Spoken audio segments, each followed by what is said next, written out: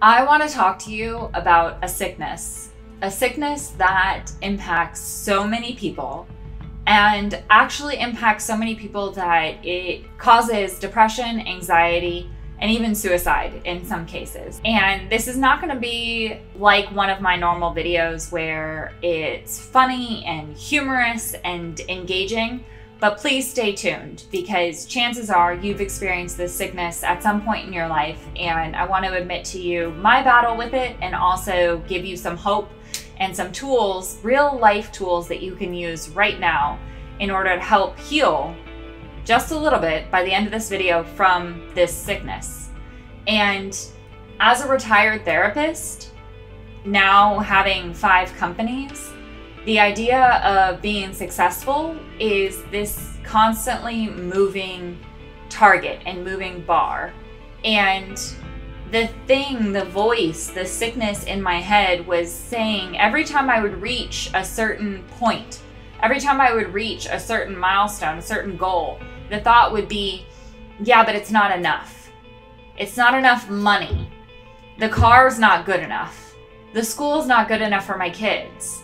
I haven't lost enough weight after having not 1 but 2 babies. I'm not doing enough for our community. I'm not giving enough at church or to the local nonprofit. And this idea of enough is a moving target. It's also one of the worst sicknesses that we have in society right now. Every single magazine cover is showing you what enough looks like. But every single magazine cover, that human that is graced that magazine cover is retouched. I'm a retired model, and I know how different models and celebrities look in person than they do on the cover of magazines or in movies. They have entire teams of people to have them look a certain way, and then afterwards they go in and digitally alter those looks anyway. And so this idea of enough, materialistic, with your beauty, with your body, with our companies, it creeps into our minds and into our hearts, and it leads to a really unhealthy pursuit of an unrealistic, undefined, undetermined value. What is enough? What's enough money? When you earn enough, when you get to that number, what is the first thing that you do? Be honest with me. What's the first thing that you do? Be honest with yourself. You move the bar. You say, okay, I got it, and now let me go for this. And being able to realize and celebrate each and every day, each and every time that we just make the world a better place in no matter what tiny little minuscule way that is. With my journal, I have a gratitude practice every single morning and every single evening. And here is the truth. It was not my most favorite thing in the world. Because when I have a shitty day, the last thing I really want to think about is what am I grateful for? But the answer can never be nothing. I always have, at least up until now, breath in my chest. I have an amazing family. The sun's shining, or at least up in the sky, or the moon is up in the sky. There's always something to be grateful for, and yet so often we spend so much time in this space of it's not enough.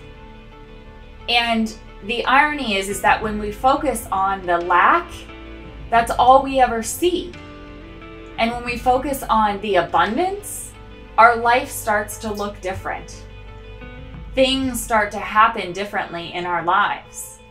If you and I were in a coaching session and you came to me and you said, Bunny, I want to have more time for my family. I want to take this to-do list that is 100 items long and learn how to prioritize it. I want to be able to go to bed at night feeling fulfilled and at peace, instead of not be able to sleep for 2 hours because of all the things that's going on in my head that I'm thinking about that I have to get done. And my thought was, I'm not enough to coach this person. It would change our relationship. One of the first foundational things as a coach that I work on is that mindset of belief. Because if you don't believe in yourself, no one else will.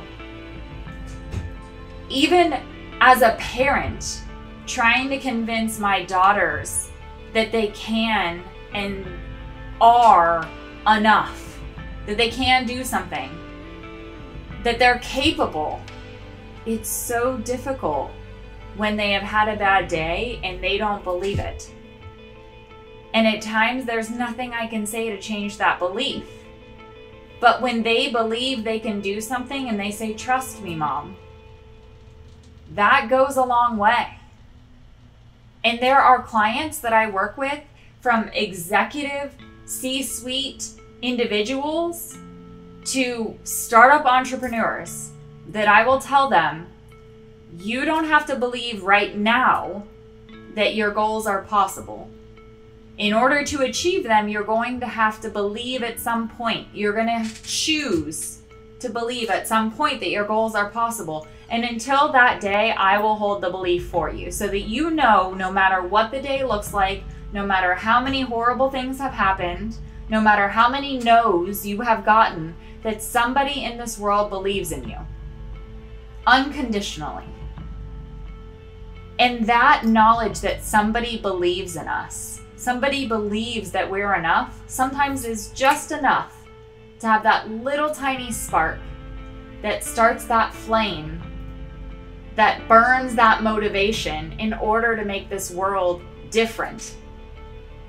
If entrepreneurs looked out at the world and only saw what was possible based on what was out there, we wouldn't have so many of the inventions and so much of the revolutionary ideas and items, including our cell phones, you know? If there wasn't somebody who said, "I believe I'm enough." And that constant pursuit to be a better version of yourself does not negate being enough. In fact, the belief that you're enough is what gives you that foundation to be able to grow from. When you don't believe that you're enough, it's essentially like planting a seed in concrete instead of rich, nutritious, plentiful soil. And so today, right now, you have something, you have a thought, you have a belief that you're wondering, am I enough? Was it enough that I did? Did I do enough? Did I say enough? And who you show up as with that question in your mind is not as valuable as the person that you show up with that confidence, not cockiness, although sometimes a little bit of cockiness is healthy, but that confidence that the path that you're on is the right path. It's the exact right path for you. And how do you know that? Because you're on it. That is what knowing, believing, feeling that you're enough can mean for this world. Waking up each and every day and knowing that by the simple fact that you woke up and you have life and you have breath, that you are meant to do something tremendous today. And this is not my TED Talk. I actually have another TED Talk if you wanted to watch it, but this is not my TED Talk. This is a video that I want you to be able to play and listen to know on the days that you don't feel like you're enough, that there is someone out there right here that is holding the belief that you are enough unconditionally for those days that are hopefully few and far between when you don't believe it. Somebody that didn't have that belief for herself, did not give herself the gift of knowing and believing and feeling on a spiritual level that I am enough. And then the world providing me proof that I am enough, versus seeing the world through this lens that I'm not enough, and then the world proving me right. The world proving all of those horrible things that I had in the back of my head that I was telling myself. Well, If I believe that the world is flat, then I'm gonna find evidence and proof to support that belief. If you believe that you are enough, the world is going to show you evidence and proof beyond a shadow of a doubt that that is true. I appreciate you sharing this time, and I hope that you will let me know in one small way, shape, or form that I can hold this belief for you. And if you do nothing else, just type below in the comments, I am enough. As a contract, not to me, but to you. And I have an entire playlist that I've made for you full of videos about these motivational mindset hacks, so that anything that you want in this world, any dream that you have, whether it's in your personal life or in business or in sports, from my psychology brain, as well as my entrepreneurial mindset, I've created this entire playlist to be able to give it to you so that you can watch video after video that is just going to nourish that soil that the seeds that you're planting are going to flourish from. I hope you check out that video. Thank you for making the world a better place, and I'll see you in the next video.